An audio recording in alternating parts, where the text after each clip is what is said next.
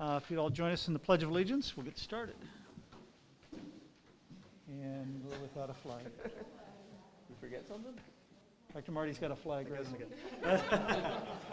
I pledge allegiance to the flag of the United States of America and to the republic for which it stands, one nation, under God, indivisible, with liberty and justice for all. Well-oiled machine here. That's what happens at a special meeting. We don't have all the props. So welcome, everyone. We will begin by calling roll. Ms. Davis? Here. Ms. Hill? Here. Mrs. Hopper? Here. Mr. Schindler? Here. Dr. Ciartino? Here. Mr. Filter? Here. Mr. Todd? I'm here. We do not have a very long agenda tonight, so we'll go right to public comments. It's at this time that we provide an opportunity for citizen comments in an effort to maintain an open and respectful dialogue with our community. The public comment session is not the appropriate forum for addressing individually identifiable student and/or personnel matters. Therefore, due to privacy laws protecting students and employees, comments about these matters should not include personally identifiable information about particular students or employees. Members of the public, staff, and students are encouraged to utilize established policies and procedures for offering suggestions or addressing concerns and complaints prior to bringing the issue before the board. Please be mindful that the meetings of the board, including your statements at the podium, are broadcast and that you are responsible for any public comments you make. In lieu of a public statement, you may also choose to submit your comments to the board in writing. Also, due to time constraints and the need to complete the primary responsibilities of our meeting agenda, we cannot respond during the meeting, so you will receive a response from us in writing. We are always available to have an open dialogue outside of our meetings and can be reached by email or phone using the contact information on the Parkway website. Tonight I believe we have 4 speakers, so we will allow each of them 3 minutes to come to the podium. Let us know your name and your affiliation or relationship with Parkway, and they will be in order that you signed up. And that will start with Pat McPartland.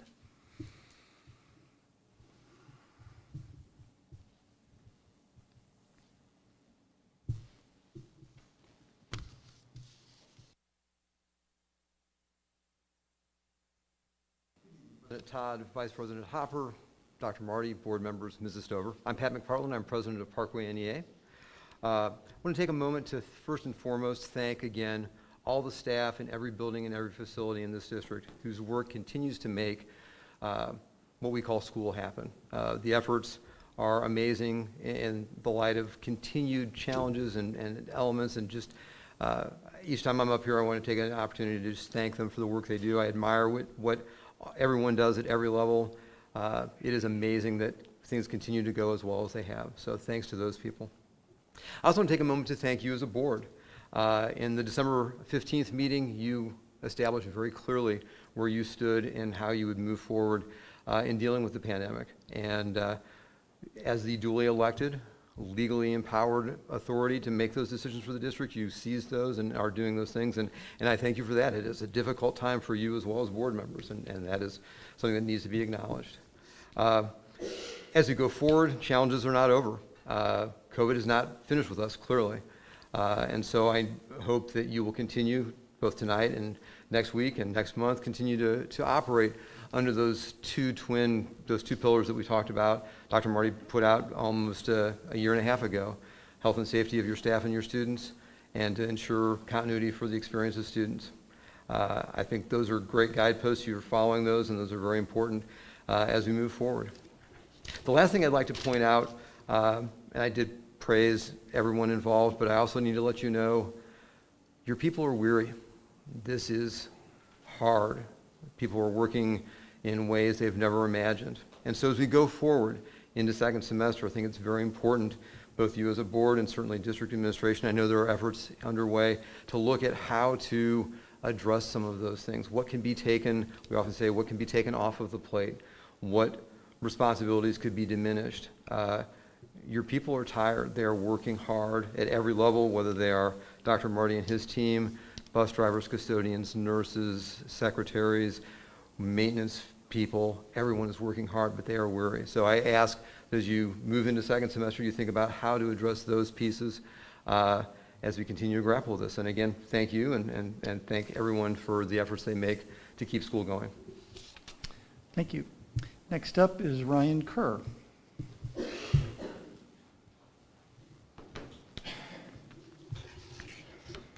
My name is Ryan. I'm a parent. It's interesting hearing a member of the NEA talk about seizing power. Quite interesting. I'm here to talk about data, though. What we do on masks, I've talked about this before. It doesn't matter if we mandate masks or not, if we're not going to mandate the masks that actually work. Using cloth masks, having employees walking around tonight with baklavas on, the only facial covering that's completely denied by the CDC. Not that cloth masks aren't denied by the CDC now as well. But we haven't done that. So let's just go through some data. We talk about MIS-C, or multiple inflammatory syndrome in children. So far in this country, there's been 6,431 cases to date, 55 deaths. There's also been 8 pediatric deaths, 0 to 18, in the state of Missouri to date. There are currently 3,679 children hospitalized over the entire country. Total cases for children throughout the last 20 months, 7,687,308 with 1,090 deaths. Now, those of you who can do math, that is 0.03%. It's the same rate as deaths in fully vaccinated individuals. I say that not because that has anything to do with vaccine. I say that because we have this big push to vaccinate our children, when the reality is the things that we're already using, such as vaccines, children already have that. They don't have that risk factor that the comorbidities of adults do. They don't have 2 to 3 comorbidities. But what we've seen in the past 3 weeks with Omicron is a little different. One thing we've seen is this time last year, January 12th, 2021, there were 2,592 cases in the state of Missouri, with 159 deaths recorded. Yesterday, there were 13,874 cases in the state of Missouri. There was 32 deaths. Big difference, right? But what's making the difference? Because when you break down the data, the difference is we're working with a mutation that's very, very weak. A mutation that's coming off more like the typical coronavirus that we typically see every year, your common cold. What's interesting is the way we get rid of that is natural herd immunity. We were behind the 8 ball with vaccines. Delta was already spreading when we started vaccinating, and here we are, with a huge population of vaccinated people that are having breakthrough infections just run wild. Thank you, Mr. Kerr. Next, we have Ben Marchese. I hope I pronounced that right.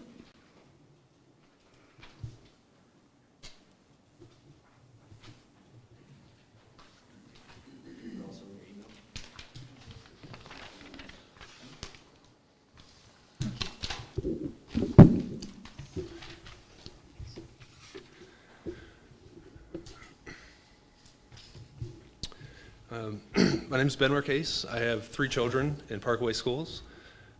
So I care a lot about this issue. And so it seems customary, not tonight, but other nights, to kind of start by listing your credentials, as if that somehow proves you're more qualified than me to make a decision for my children. So to keep with that tradition, here's what qualifies me to speak to you tonight. I'm the father of my children. And alongside my wife, we decide what's best for our kids. When this pandemic was new, we had very little information. Now we're 2 years into it. I've had time to collect data, get questions answered, and now I know masks do little, if anything, to protect against the airborne viruses. Now I know that isolating my kids at home was incredibly detrimental to their development.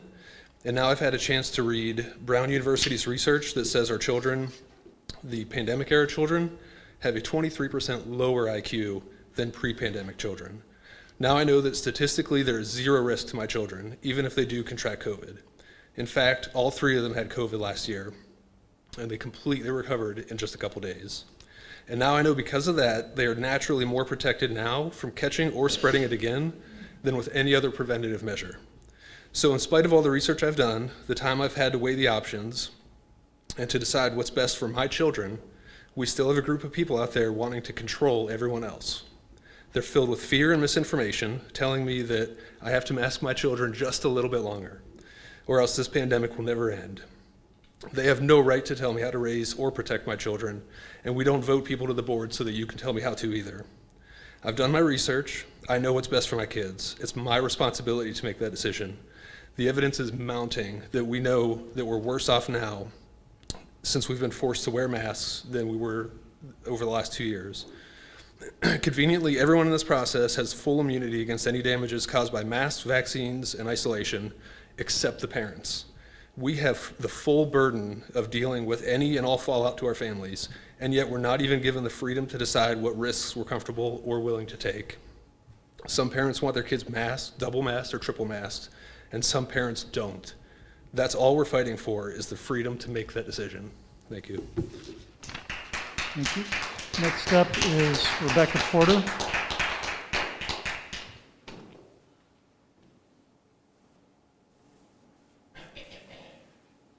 Mr. Marchese, I would ask that now that you've finished speaking, if you would please put the mask back on. Thank you.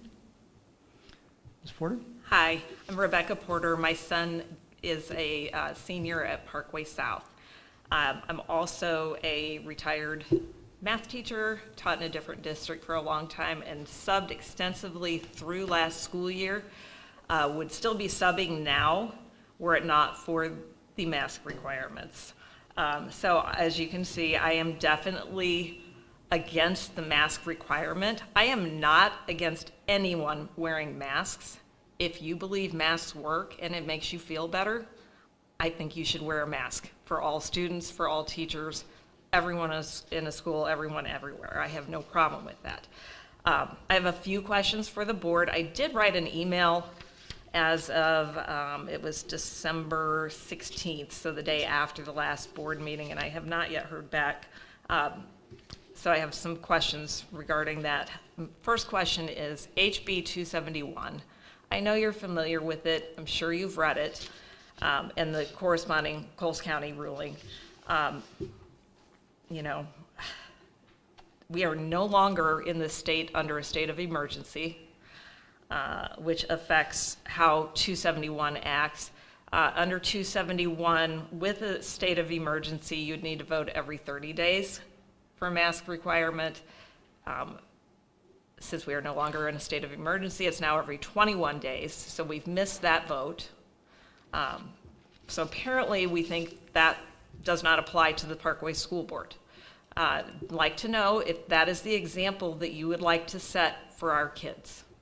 We expect kids to show up and follow rules, but we don't want to play by all of the rules that are set forth. I'm also aware that Parkway School District has received a letter from the Attorney General advising you to stop with the mask requirements. Once again, that seems to not apply.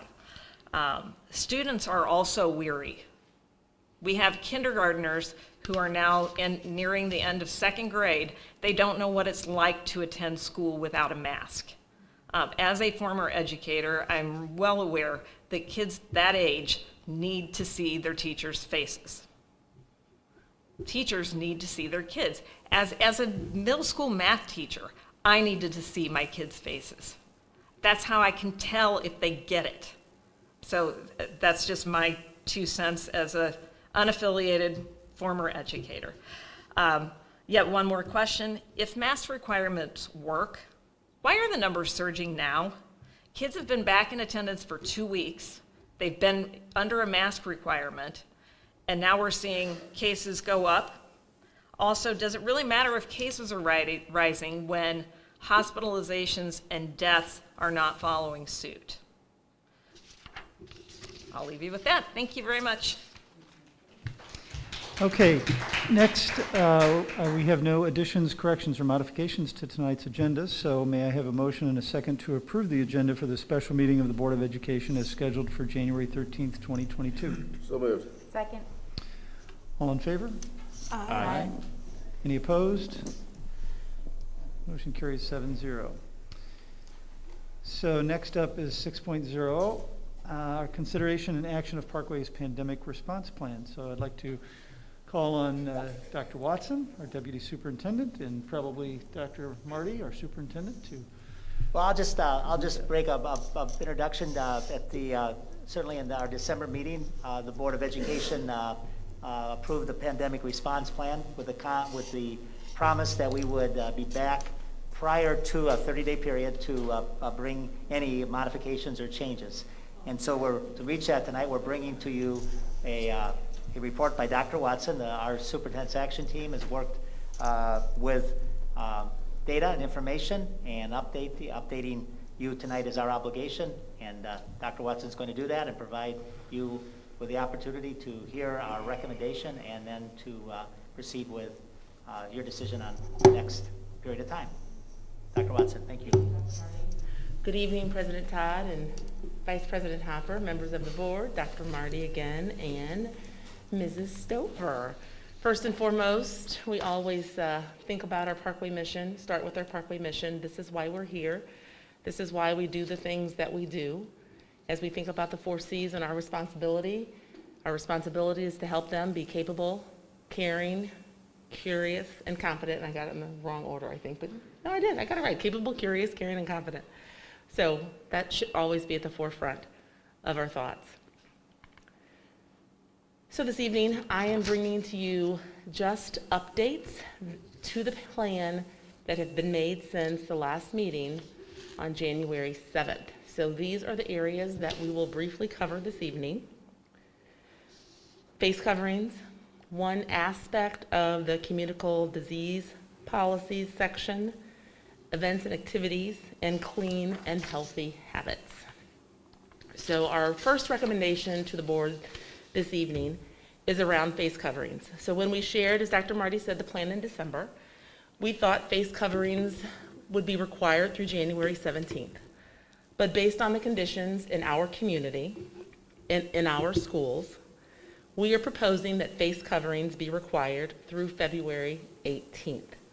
This is for all students and staff and visitors in our buildings. We must continue to do our due diligence in maintaining COVID protocols to keep students and staff healthy as we can, as healthy as possible. Of course, masks will be required on all of our school buses per the federal mandate, and we will continue to monitor conditions in the community at large. We will continue to pay attention to the guidelines that are put forth in front of us from the CDC. Knowing the wide community spread, I'm sure many people have been on our website, looking at the numbers, looking to see that every zip code in the Parkway School District is currently considered at high spread. Just a few numbers to share with you. On Tuesday, we had 717 positive students. On Wednesday, we got really excited. It dropped to 648 positive students. About an hour ago, before I left the office, we had 727 positive students. When I checked when I got here this evening, we now have 736 positive students. So we really celebrated around the office when we saw that dip, but now we're starting to see it increase just a little bit. Staff, on Tuesday, we had 145 positive staff members. On Wednesday, 123 positive staff members, so we were excited to get some staff members back this week. And this afternoon, and when I just checked when I arrived here, 131 positive staff members. So our recommendation is that we bring to you additional information during the February 16th Board of Education meeting, and we make another recommendation at that time. But currently, our recommendation is to stay masked in Parkway. The next aspect of the plan I want to talk to you about is the communicable disease policy. I just want to share a glimpse of information based on what you approved last week with our staff plan in returning to work. Here is a flow chart. So it's hard to see, but I just wanted you to know that our communications team, with lots of input, put together a flow chart to help our staff better understand how they might be able to return early during days 6 through 10. So just a piece of administrative work to just share with you in the community that we have provided that. And so you just saw that glimpse of the flow chart. The flow chart directs our staff members to a Google link. And when they click on this link, it takes them through a series of questions. I'm not showing you every aspect of the document, but just this is the first page. And it just walks them through with some questions. They answer them. When they hit submit, it tells them who to contact to get the clearance to return. The last aspect of the plan that I want to share with you this evening is around events and activities. We made a minor adjustment for our recommendation to you. Previously, we anticipated that visitors would be able to come into our buildings and start volunteering on January 18th. But clearly, due to the high community spread, we do not want to put our students and staff at more risk by bringing more individuals into the building. So we are recommending that we continue to monitor this, and hopefully we can get visitors and volunteers in our buildings soon. That concludes the adjustments to the pandemic response plan, and this is the recommendation of the administration for this month. Any questions? Thank you very much, first of all. Any board members have any questions of Dr. Watson or Dr. Marty?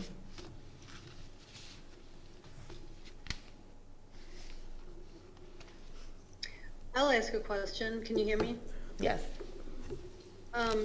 Dr. Watson, what about school events? Do we, I guess we're still going to be following Misha rules for sports, but are we still going to allow fans into different games or activities? And if there are programs conducted at the school, like a play or a musical, I don't know if any of that's taking place in the next month, what the masking requirements and other requirements are going to be around that. Well, clearly in our buildings, we are recommending that we maintain masking. Right now, our athletics are following the guidelines that we are talking about. Misha did make a minor adjustment, but right now we are complying with the recommendation from the board, the approval from the board and the recommendation from the administration. So Misha did just make a minor adjustment, but we are maintaining, continuing with our students the same way that we have been doing most recently with the exclusion practices. As far as those events, those are voluntary events, and so those events for the community can still occur. We have canceled our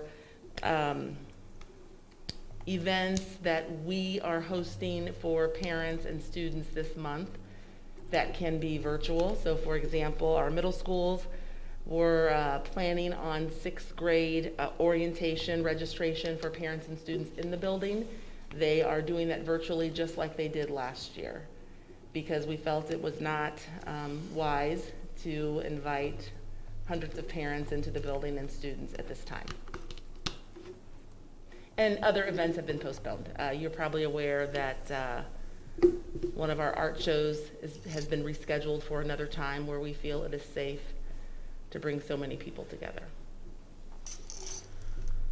I would just add at the Misha events, basketball games or any indoor activities, as you said, Dr. Watson, spectators are expected to wear face coverings. And I was at a basketball game Friday and wonderful compliance by students and adults.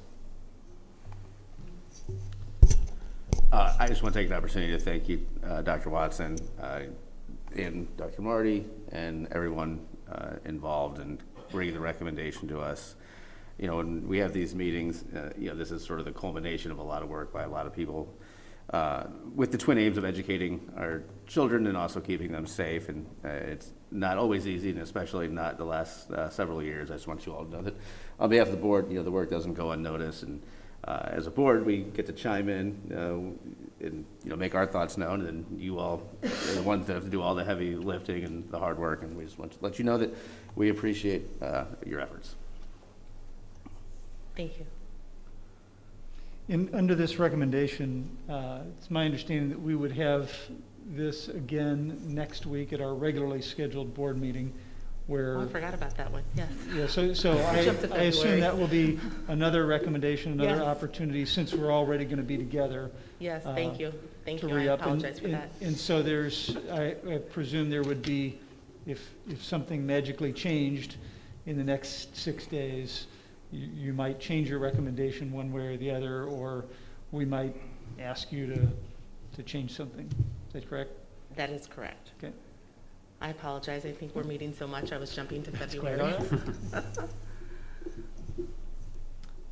Any further questions by board members? Okay, thank you very much. Thank you. So may I have a motion and a second that the Board of Education adopt the resolution regarding the 2021-2022 pandemic response plan as presented in the January 13th, 2022 board meeting materials? So moved. Second. Roll call, please, Nikki. Ms. Davis? Yes. Ms. Hill? Yes. Mrs. Hopper? Yes? Mr. Schindler? Yes. Dr. Sirotino? Yes. Mr. Seltzer? Yes. Mr. Todd? Yes, motion carries 7-0. Next, may I have a motion and a second to adjourn the special meeting? So moved. Second. All in favor? Aye. Aye.